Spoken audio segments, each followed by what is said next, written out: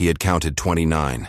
29 confirmed hits across the broken towns, fields, and ruined alleyways of northern France. Harold Whitmore, a British sniper of few words and fewer regrets, never kept trophies, only numbers. That number sat with him like a shadow on his back, growing heavier each time he squeezed the trigger and another man dropped, silent and faceless, somewhere in the gray fog of war. The retreat had started poorly and ended worse. His unit had been cut off 3 days ago, scattered under mortar fire. No reinforcements, no contact, no food. Only the radio's last breath crackling out the same hopeless message. Fall back. Regroup south. He didn't know where south was anymore. Only that he was alone. Alone with a rifle, 1 bullet, and boots that felt like iron around his ankles. They had surrounded the ruined farmhouse at dawn. At least 6 of them. Probably more. He heard their boots before he saw them. Short, decisive movements on gravel, then the occasional clipped order in German. For hours, he stayed hidden behind a collapsed wall, breath locked in his lungs. He was a ghost in his own story now, barely human, just a tool of war waiting for the right moment. When the first soldier stepped too close, Harold fired. Instinct, not thought. The shot dropped the man instantly. A clean kill. 29. They fired back with chaos. Grenades rolled in like promises of fire. He moved to the attic, his last high ground, laying prone behind a beam. He picked off 2 more as they approached the entrance. 31. But the bullets they sent in return cracked and hissed with too much volume, too much anger. They wanted him alive, maybe. Or maybe they were just taking their time. Then silence. That uneasy kind that made the hair behind your neck feel cold. No shouting, no movement. Just time stretching itself like a noose. He knew what this was. A box. They had him boxed in. No exits, no plans left. His shoulder bled from shrapnel, dull and warm. His vision blurred at the edges. There were no heroic last stands in real war, no dramatic speeches, just decisions made in split seconds and paid for with silence.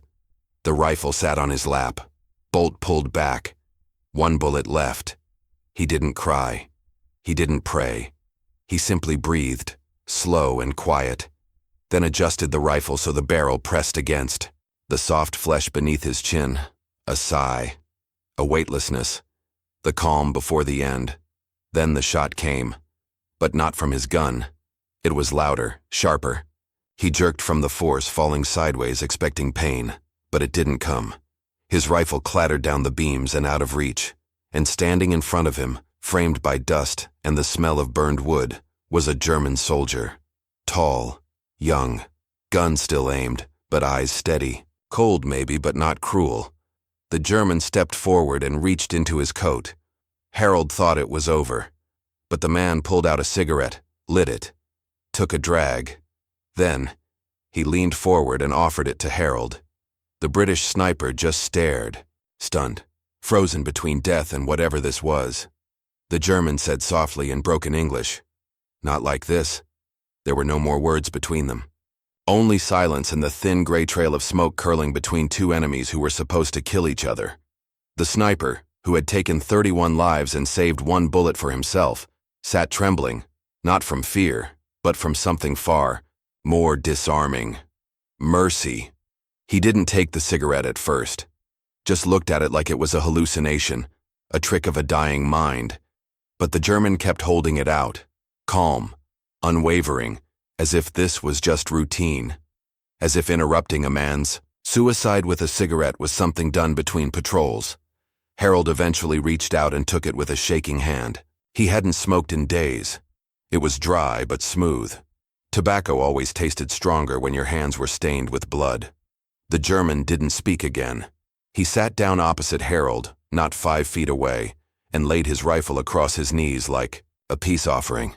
Harold's own rifle lay far off in the corner, out of reach. But he didn't want it now. Not with that 1 bullet gone. Not with that moment interrupted so unexpectedly. Minutes passed. Neither man moved. Harold studied the soldier. Young. Maybe 22. Pale, but not sickly. His uniform had blood on the sleeve, not his own. A medic's band was tied around one Arm.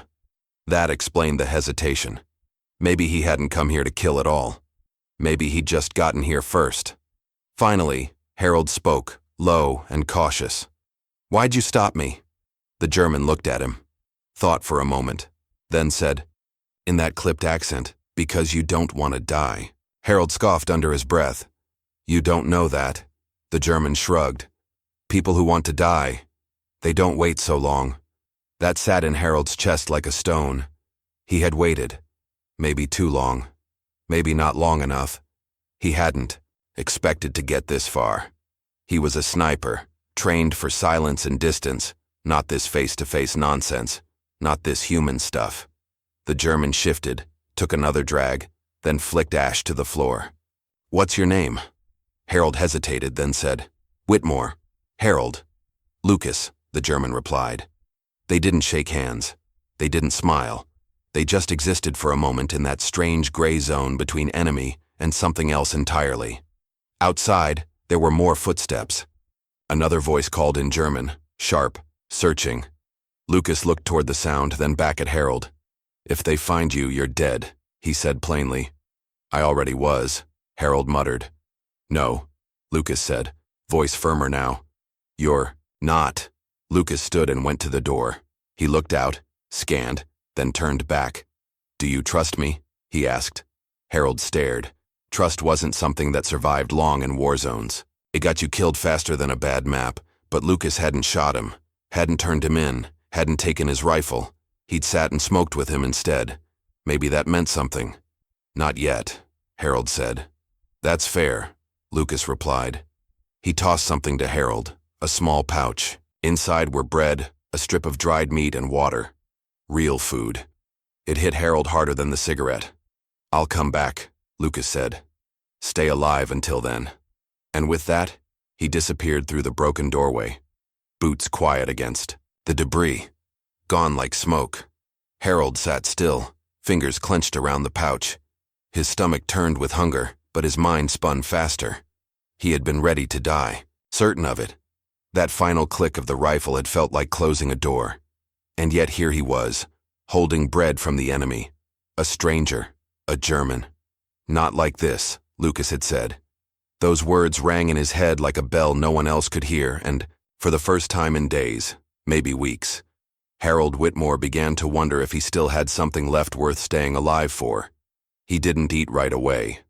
The bread felt too heavy in his hand. He stared at it like it might vanish, like it wasn't meant for him. Eventually, though, hunger overruled pride. He tore small pieces and chewed slowly, tasting every bite like it was the first real food in his life. And maybe it was. Nothing in this war had tasted real until now. The meat was tougher, but good. The water was warm but clean. Every swallow grounded him more in the strange reality that he was still breathing, still here, and still waiting for something he didn't understand.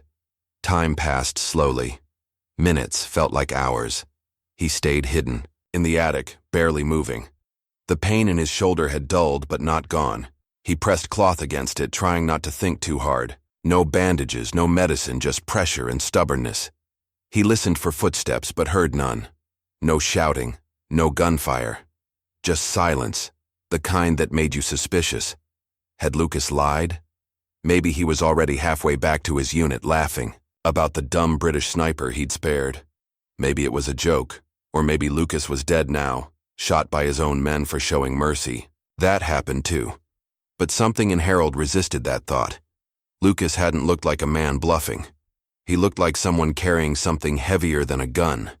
Maybe guilt. Maybe regret. Whatever it was, Harold knew the look.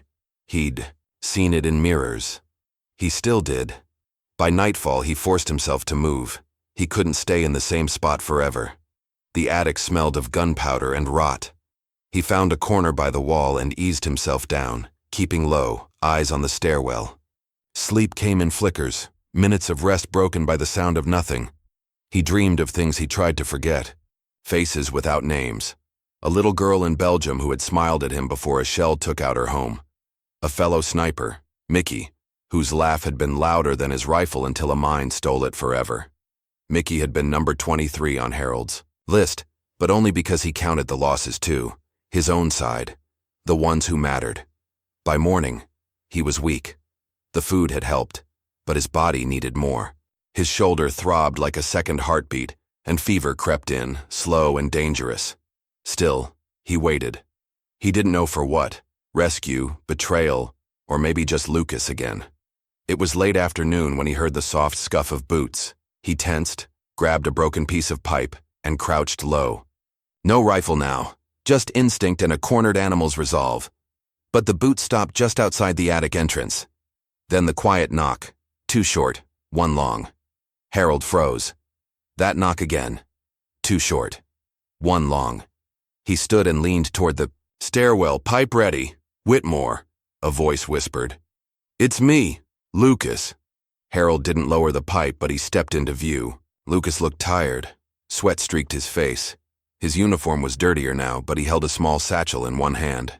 "They're pulling out," he said quietly. "Moving west. We have maybe 30 minutes. "We?" Harold asked.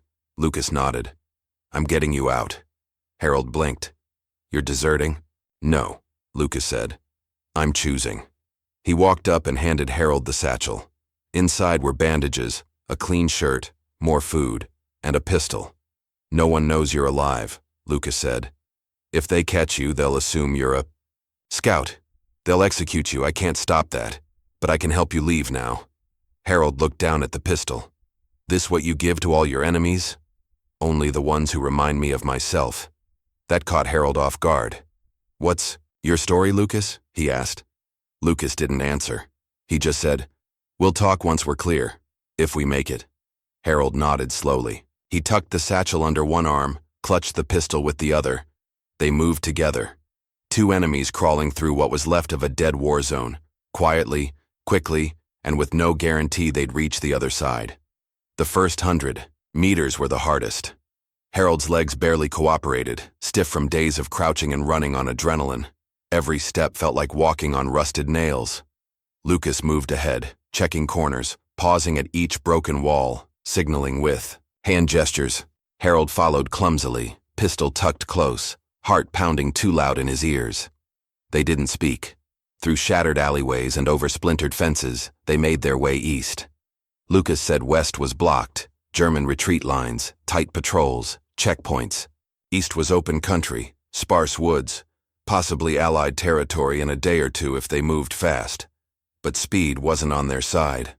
Harold's wound reopened halfway through a crawl under barbed wire. Blood leaked through his shirt. He bit back, the pain, and kept moving, refusing to be the reason this insane plan failed. They stopped only when the sun dipped behind the tree line. Lucas led them to a dried-out irrigation ditch behind a collapsed barn. No roof, no fire, just dirt and silence. They took turns resting, Lucas first while Harold watched the perimeter, then Harold, though he barely slept. Each rustle in the dark felt like a German patrol. Each whisper of wind felt like footsteps. When dawn cracked the sky in shades of gray, Lucas handed him a strip of smoked meat. "You should eat. I should be dead," Harold muttered, chewing anyway. Lucas gave him a long look. "So should I." That wasn't just a figure of speech. There was weight behind those words, something unspoken. Harold didn't ask, but he didn't forget it either. Later, while they were hiding in the edge of a pine grove, Harold finally broke the silence. "Why me?" Lucas looked up from his map. "What do you mean? You could have left me, shot me, walked away. Why help a British sniper with blood on his hands?" Lucas folded the map carefully, then said, "Because I used to believe in something. Orders, flags, glory. But belief doesn't carry bodies." Harold frowned. "You've seen things." "We all have," Lucas said. "I just stopped pretending it makes sense." Harold shifted against the tree bark. "You said I reminded you of yourself." "You were ready to die," Lucas said, not unkindly. "But not because you were tired. Because you thought it was your only choice. I've been there." Harold went quiet. He remembered that exact moment. The rifle to his chin. The click. The decision. The lack of one. "I thought dying would mean something," he murmured. "That maybe 31 kills balanced it out. Like, if I disappeared, it'd be even." Lucas nodded. That's the lie war tells us. That we're worth less than the damage we've done. Harold looked over at him. A German telling me all this. Never thought I'd live long enough to hear it. I never thought I'd say it to someone like you, Lucas admitted.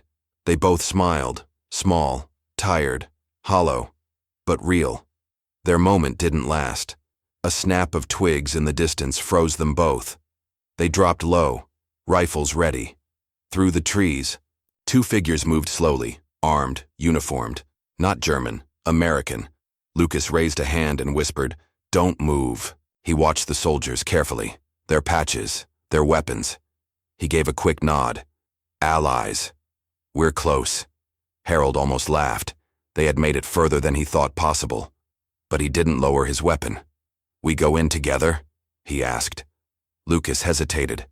"No. If I walk with you, they'll shoot. No questions. You saved me. That won't matter to them." Harold's grip tightened. "So what? You leave now?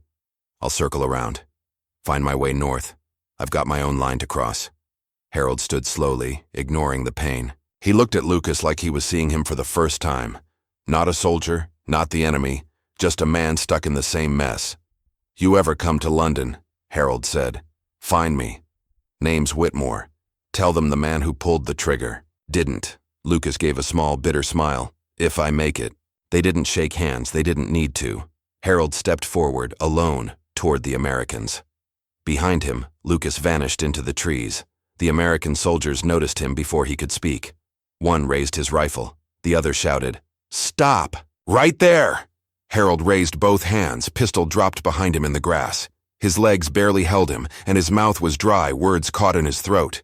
"I'm British," he managed. "Private Harold Whitmore, Sniper Division, cut off from my unit." The soldier with the rifle held his aim but didn't shoot. The second one moved forward cautiously, eyes sweeping Harold's torn uniform, the blood-stained sleeve, and the limp in his step. "Where the hell did you come from?" the American asked. Harold dropped to one knee, exhaustion making the decision for him. "Been hiding for days. Surrounded. Thought I was done for." The two soldiers exchanged looks. The second one waved toward the tree line. "You alone?" Harold paused. "Now I am." That was all he said. Lucas didn't belong in this part of the story. Not to them. Not yet. They escorted him back to a temporary camp a few miles east. A field hospital and a few tents, mostly Americans. Some French resistance. His name was taken, his dog tags collected, and after brief questioning, he was left in a cot with a thin blanket and a stitched-up shoulder. It was the first time in weeks he felt almost human, but the silence was louder than any shell fire. He lay awake that night, staring at the canvas above him, remembering Lucas's face. Not the enemy, not the soldier, just the man who looked at him and said, "Not like this." The man who gave him food, bandaged his wounds, and walked away. Without asking for anything in return, a German soldier had saved him. That truth sat uncomfortably under his ribs. In the next days, he was debriefed. His superiors were skeptical. How had he survived alone for so long behind enemy lines? He gave them part of the truth. That he hid, that he fought, that he ran. He didn't mention the attic, or the cigarette, or the young German with the medics band who saw something in him no one else did. Back in England, he was labeled a survivor, a tough bastard, the sniper who made it back from the dead. But Harold knew different. He hadn't made it back. He'd been carried. Months passed. He was reassigned to desk duty for his recovery. His kill count was never mentioned again. Only his endurance. They called him lucky. He hated that word. On quiet evenings, he'd walk alone by the Thames, cigarette in hand, eyes searching faces. He told himself it was nothing, just habit. But deep down, he was looking for Lucas. He never came. Maybe he never would. But the weight of that final moment, the almost suicide, the sudden mercy, never left him. It lived behind his eyes, in the space between trigger and thought. He couldn't erase it. He didn't want to. He wrote a letter once. Didn't know where to send it. Just a note folded and kept in his wallet. His name was Lucas. He didn't shoot me when he should have. He gave me food when I had none. He walked away when I had nothing left. He didn't save a soldier. He saved a man. He never showed it to anyone. But he kept it. Some debts, he believed, could only be paid by living when you didn't want to. A year passed. The war ended with cheers. Harold couldn't join in. Crowds filled the streets of London, waving flags, dancing, drinking, crying. But Harold just watched from a distance, cigarette in one hand, cane in the other. His limp had become permanent. The scar on his shoulder throbbed whenever it rained. Medals sat in a drawer, untouched. People congratulated him for making it.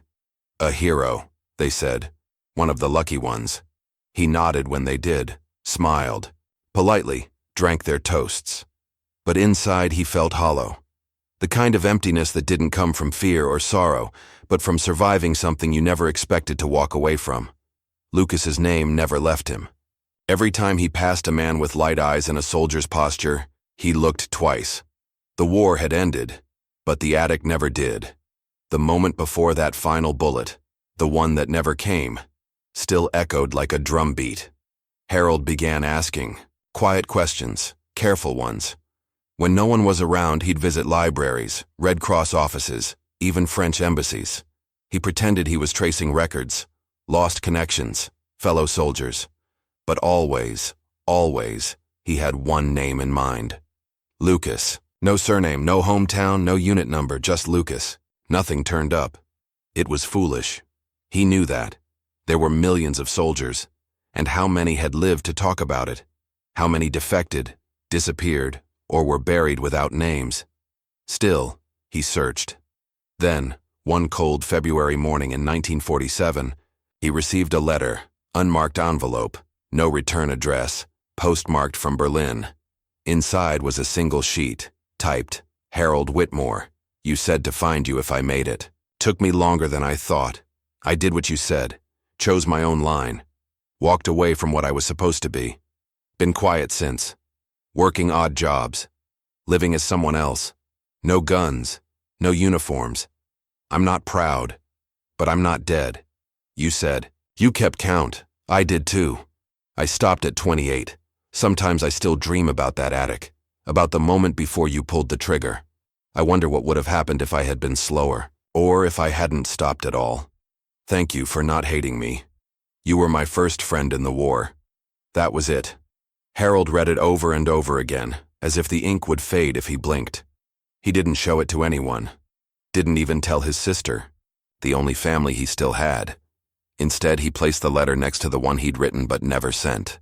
Folded it carefully. Tucked both inside an old tobacco tin, the one Lucas had offered him the cigarette from. He started writing again after that.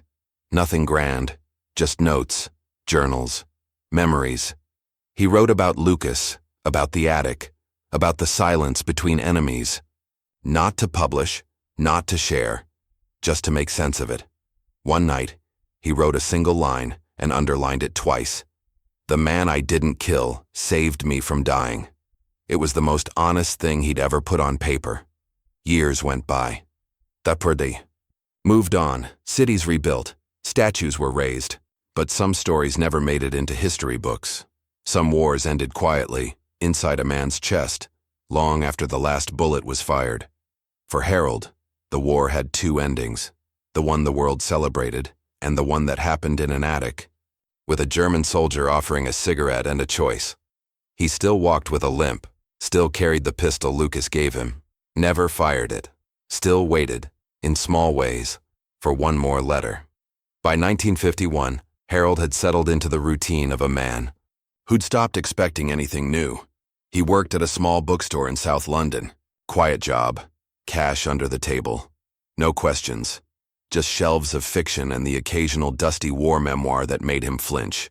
Most days, he wore a sweater with frayed elbows and read during lunch breaks, cheap paperbacks with more truth in their silence than in their plot. He didn't talk about the war anymore, not even when younger men came in, eager for stories. You were in it, weren't you? They'd ask, eyes wide with the curiosity of boys who didn't understand what they were asking for. Yeah, Harold would say flatly, long time ago. It wasn't bitterness, just honesty. The past had teeth, and he knew better than to feed it. Still, Lucas stayed with him. Every morning when he lit a cigarette, every time he passed a German accent on the street, every time. He closed the shop and stood under the gray sky, just waiting for something that wouldn't come. Then came the second letter. It arrived on a Tuesday, folded into an envelope with a Berlin stamp again, but this time, the handwriting was scrawled. Uneven. Inside was another single page, written in pen this time. It looked rushed. Desperate. Harold, I don't have long. Something's happening. They found me. Someone from my old unit. I don't know how, but they did. Said my face was seen. Questions. Asked. I kept my head down for years, but it's not enough anymore. I'm going south, trying to disappear again. But if I don't make it, I wanted you to know. I meant it back then. All of it. You changed something in me. You didn't pull the trigger. Neither did I. That's rare in this world. That means something. If this is the last thing I send, remember me for who I tried to be. Harold read it twice, then again. His hands trembled. He didn't cry. Not yet. Just sat in the back of the shop, letter resting on his knee, cigarette burning to ash between his fingers. He remembered Lucas's face in the attic. That look. Not fear, not duty. Something else. Something human. Two men born to be enemies, finding instead a strange, fragile kind of understanding. If they had met anywhere else, they might have become something more than strangers with guns. The letter didn't say where he was going. No date, no return address. Just the words, heavy and final. That night, Harold took the tin box from under his bed. Inside were both letters now, folded carefully. He added a third item, a small black and white photo of himself in uniform. He wrote a name on the back, Harold Whitmore, 1944, and placed it inside like a time capsule no one else would ever open. Then, without really thinking, he began writing a reply. No address, no envelope, just words he needed to say. Lucas, I don't care who you used to be. I only remember who you were in that room. You gave me something I didn't deserve. Not mercy, not escape, just a second chance. I hope wherever you are, you're free, even if the world won't let you be seen. If I never see you again, I want you to know I lived, I tried. You made that possible. Thank you. He folded it, slipped it into the tin, and placed it back in the drawer. He didn't know if Lucas was alive or dead, but he knew one thing with certainty. A single act of mercy, in the middle of a war built on death, had rippled through time, and it had saved more than one life.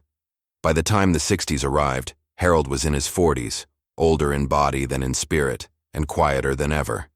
The world was changing fast. New wars, new music, new kinds of noise.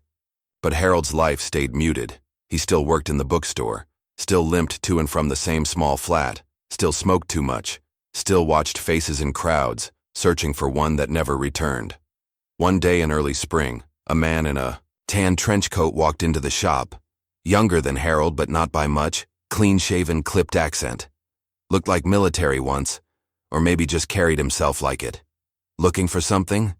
Harold asked without looking up. The man scanned the shelves, then glanced at Harold. Actually, yes, you Harold Whitmore? Harold's hand froze on the till. His eyes met the stranger's. Who's asking? The man reached into his coat slowly and produced a small envelope. He placed it gently on the counter. I was told to give you this. From someone who once knew you. Harold didn't speak, didn't touch it, just stared. He said if I ever made it to London, I'd find you in a bookshop. You were easier to find than I expected. Harold picked up the envelope, heart racing with a mix of hope and dread. It was old, creased, smelled faintly of tobacco. His name written across it, but no stamp, no return address.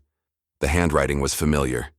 Inside was a letter, short, faded ink, signed with one letter, L. I've made it as far as Lisbon. Quiet, life, fishing. I'm good at it, never thought I would be. I haven't had to lie in a while, and that feels like breathing again. I met someone. Her name's Anya. She knows who I was. She doesn't flinch when I tell her the truth.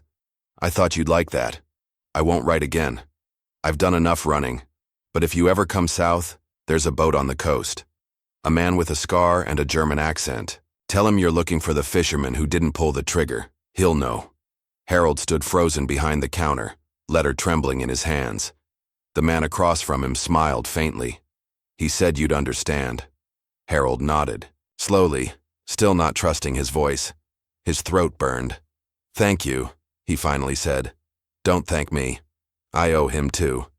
In a way. And then, like Lucas had once done, the man turned and disappeared through the door without another word. That night, Harold didn't sleep. He sat at the kitchen table, rereading the letter until the paper felt like it would tear. Lisbon. A fisherman. A second life. The war had stolen everything from both of them, but somehow they'd each managed to claw a little piece back. The next morning, Harold called the bookshop owner and handed in his notice. I'm leaving town for a while, he said. Maybe for good. The man looked surprised. Where? To? Harold smiled faintly. Somewhere I should have gone a long time ago. He packed light. The tin box with the letters. A coat. His old service pistol. Unloaded, but kept more out of habit than fear. A passport.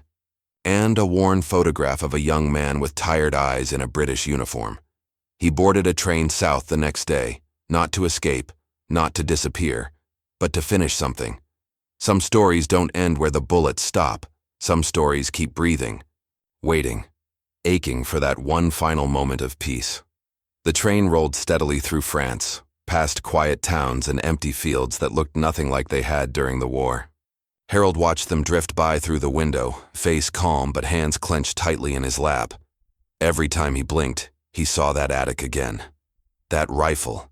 That second before death turned into something else. He didn't know if Lucas would really be there. The letter was old, could have been years ago. Things change, people vanish. But Harold had decided the not knowing was worse than the possibility of being disappointed. So he kept going. Paris passed in a blur. Then the long ride through the south, and finally the border crossing into Spain. Then Portugal. The closer he got to Lisbon, the heavier everything felt. Not from fear, but from the weight of memory. He hadn't spoken Lucas's name aloud in almost 20 years. Now it felt like a drumbeat behind every heartbeat. He arrived at the coast a week after, leaving London. The sun hit different here. He didn't care. The village was small, quiet. Tourists in one corner, fishermen in another. Harold ignored the shops, the signs, the smiling faces. He walked straight to the docks, salt and seaweed in the air, nets drying in the sun, boats bobbing gently in the harbor. He looked for him and saw nothing, just old men working, pulling ropes, fixing sails. Then he remembered the letter. A man with a scar and a German accent. He approached slowly, picked one of the fishermen, scar across the cheek, gray in his beard, stoic, worn down, calm. Harold stepped closer. I'm looking for someone. The man didn't turn. Harold's voice steadied. A fisherman who didn't pull the trigger. That made him stop. The man straightened, looked over his shoulder. Harold saw him, older, thinner, beard hiding some of the sharp edges. But the eyes were still Lucas's. They locked stares. No words at first. Then Lucas smiled. Faint, like a secret he'd kept too long. I didn't think you'd come, he said softly, the accent still there, barely dulled by time. Harold swallowed hard. I wasn't sure I would either. They stood in silence, years stretching between them like rope between two ships. Finally, Lucas gestured to a bench near the edge of the dock. Sit with me, he said. They did. No shaking hands, no dramatic reunion, just two old soldiers sitting with the sea beneath their feet and the ghost beside them. I got your letters, Harold said eventually. I hoped you did, Lucas replied. Didn't know if they'd find you. They did. Lucas glanced out at the water. You still count them? No, Harold said. Stopped after 31. Lucas nodded. Good, a gull cried above them. Somewhere, a radio played music in a language neither of them needed to understand. You were the last person I expected to see, Lucas said after a while. Harold looked at him. You were the last one I wanted to forget. Lucas exhaled slowly. Then I guess we're even. It wasn't forgiveness they sought. That had passed long ago. It wasn't guilt they carried either. It was something quieter, harder to name. An understanding built on what they both chose not to do when war begged them to finish the job. Harold didn't ask if Lucas had a family now. He didn't ask if he was happy. Some things were better, left unspoken. But as they sat together, watching the sun slide lower into the sea, Harold knew what he came for. Not answers, just peace. And maybe, for the first time, he'd found it. They met at the dock every morning after that. Harold rented a small room above a bakery that smelled of coffee and yeast. It was simple, enough for one person with no plans. He didn't say much to the locals, just nodded politely, bought bread, and carried it down to the pier. Lucas would already be there most days, mending nets or patching wood, sometimes barefoot, sometimes whistling quietly under his breath. They didn't talk about the war anymore, not directly. No need. Everything that needed to be said had already passed between them in silence, in glances, in the fact that they were both still breathing. One morning, Lucas handed Harold a line. "Thought I'd teach you how to catch something," he said. Harold took it with a grunt. "Took you 20 years to offer. Took you 20 years to show up," Lucas shot back, grinning. They fished, badly. The first time, Harold dropped the line too early and spooked half the water. Lucas laughed, a real laugh, one Harold hadn't heard from him even back in the attic. Not a war-worn chuckle, a real gut-level sound. It startled them both. "You sound human when you laugh," Harold said. Lucas shrugged. "Still surprises me." That became their rhythm. Mornings on the dock, lunch from the bakery, sometimes a few bottles of wine at night, sitting on the sand, just watching the sky. They didn't talk much about what came next. Neither of them had a next. That was the strange freedom of surviving. Nobody expected anything from you after the war, not even a future. One night, after their third bottle, Lucas turned serious.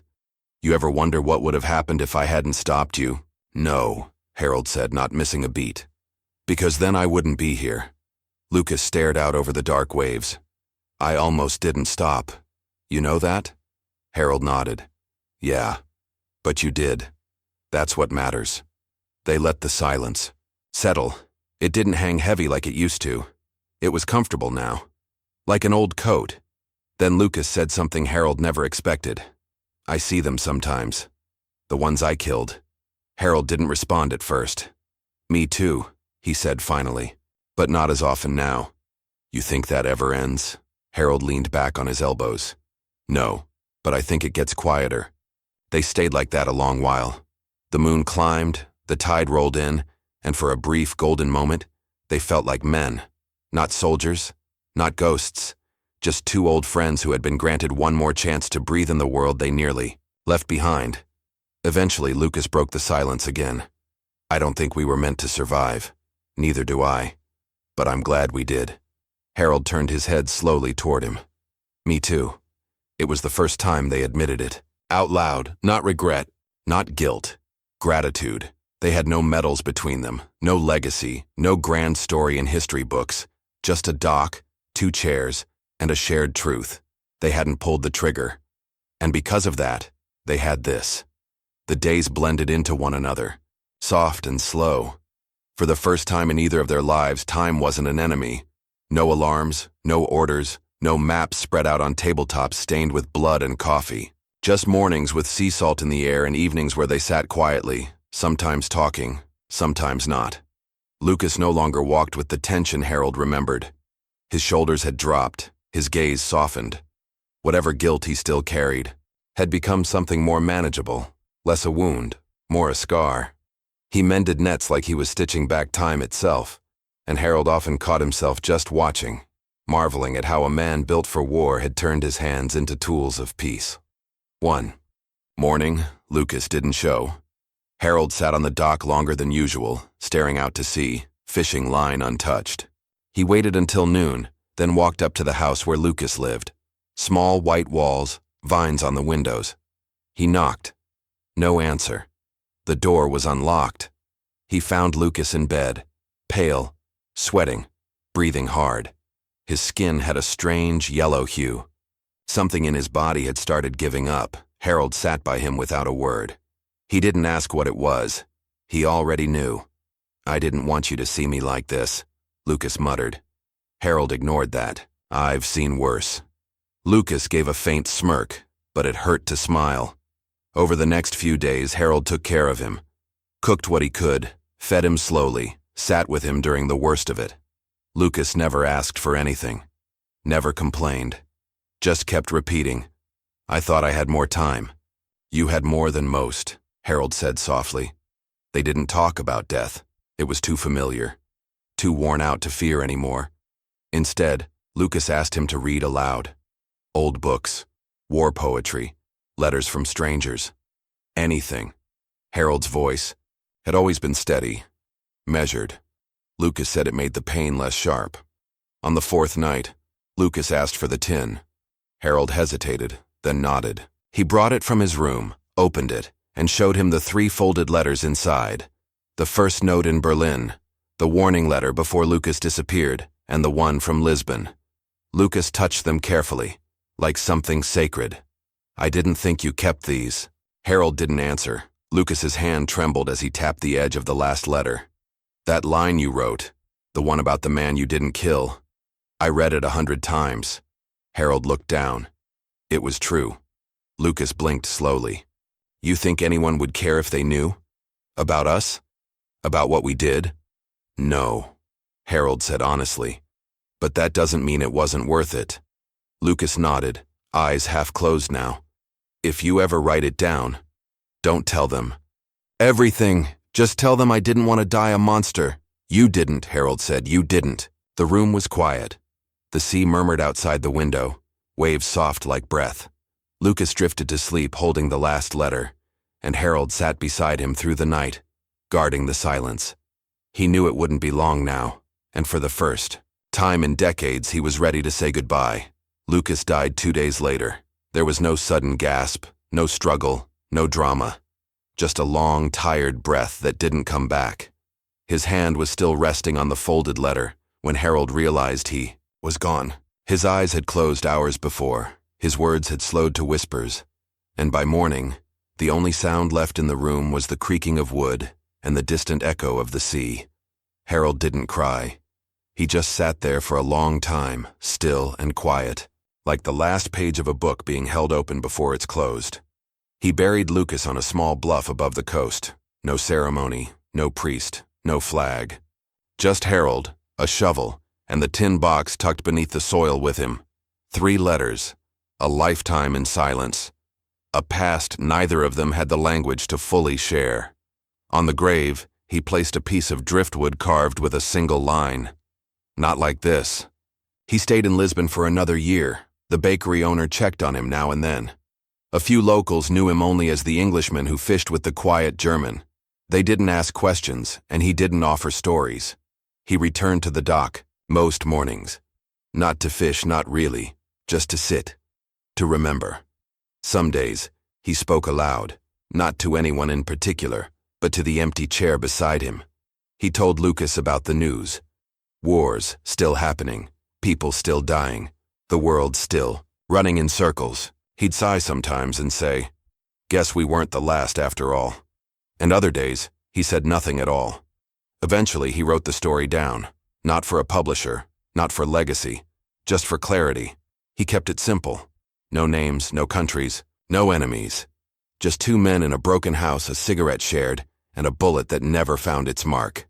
He titled it, "The Last Bullet Wasn't Mine." The manuscript stayed in a drawer, unfinished, yellowed at the edges. But it was enough to leave something behind. In his final years, Harold returned to London briefly, donated his medals, cleared out the flat, left no will, just instructions, to scatter his ashes by the same bluff where Lucas lay. When the time came, a local boy from the bakery made the trip. He'd grown close to Harold in those last years. Thought he was strange but kind. The boy read the note Harold left behind, and did as he asked. 2 sets of ashes now rest above the sea. No plaques, no flags. Just wildflowers and wind. And sometimes, on especially quiet mornings, the villagers say you can hear voices on the dock. Not loud, not sad. Just 2 men talking, as if they never left. If this story stirred something in you, pain, hope, or just raw humanity, then hit like and subscribe. Not for numbers, but because stories like this matter. Be part of a community that values truth told in silence. One question before you go. Would you have pulled the trigger or walked away? Drop your thoughts in the comments below.